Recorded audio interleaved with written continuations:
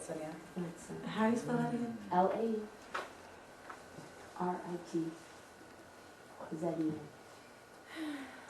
You guys, this is our last one. Fantastic. Oh. I already heard a class get out though, so we're behind. Some teachers had only like 4 or 5 kids. I said, I'm up for the challenge. Give me more. Are you all ready? Okay. Did everybody have 4 judges? No. Some kids said they only had, like Peebles, I think, said he only had one other person with him, and so it was only 2 judges in one classroom, I think. Really? Huh. Well, we are ready whenever you are. Okay. Hi, my name is Danyelle Dawson, and thank you for coming to the senior project presentations. I did my project, my paper on the September 11th conspiracy theories, and I understand it's a very controversial issue, and I don't mean to offend anybody or disrespect anybody that died on those days. I just ask that you all be very open-minded about my topic. My paper was about the conspiracy theories, and I did learn a lot of interesting facts. Some of the stuff that I read kind of baffled me, and it just made me shake my head like that doesn't seem right at all. But most of the stuff that I read really kind of made sense. And the thesis for my paper was that there are numerous pieces of study and evidence to suggest that 9/11 was an inside job. For my project, I was at the Coeur d'Alene Press, and Mike Patrick, the managing editor of the Coeur d'Alene Press, was my mentor. And while I was there, I watched them lay out the paper a lot of days, and I edited a couple stories myself. And I sat in a lot of meetings between Mike and his staff, deciding what stories and who was going to do what. And I sat in on one meeting between Mike and a lot of 4 other editors of the paper, and they made, for 4 hours we sat there, and they just made decisions about what pieces of where the obituaries were going to go and stuff like that. And it was thousands of dollars worth of decisions, and they argued pointlessly. It was just kind of repetitive, but it just kept going. It was these huge decisions were made. And the link between my paper and my project is that a lot of conspiracy theories can come from the media. If something isn't said right, or one word slips, or somebody ignores something, so many people can interpret things so many different ways, so it's easy for something to slip like that.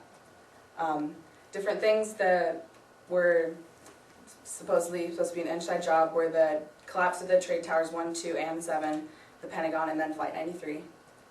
For World Trade Centers 1 and 2, they say that it was a controlled demolition, and there was a lot of accounts of EMTs and firemen who were down there that said they heard these huge explosions while they were down there, and the towers weren't collapsed. It was way before the towers collapsed, and they just kept hearing these explosions. And there was one guy that I guess they were pulling out of the basement who half of his body had, his skin had just been blown away from his body, and they were pulling this guy out. It was something had exploded down there.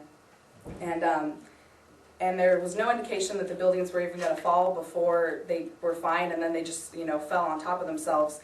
And the fact that the towers themselves were built to withstand. I mean, right before this, the Empire State Buildings had been hit, and so they built the towers. Like they said, I read a lot of things that said the towers should have been hit by about 3 or 4 planes and still been okay and been standing. They shouldn't have collapsed at all. And then there's the free fall. The 9/11 Commission report said that the towers fell in about 10 seconds, and they said that they fell at the pancake theory, which is that, one floor collapsed and then it kind of just collapsed on top of itself. And to me that seems like it would have taken a lot more than 10 seconds. I mean, free fall speed, I read through pages of equations of all this timing stuff, which is way too long to explain. But basically, if I had gone to the top of the tower and dropped a penny, it would have fallen to the bottom in 10 seconds. And so, I mean, there was no resistance at all when the towers fell on top of themselves.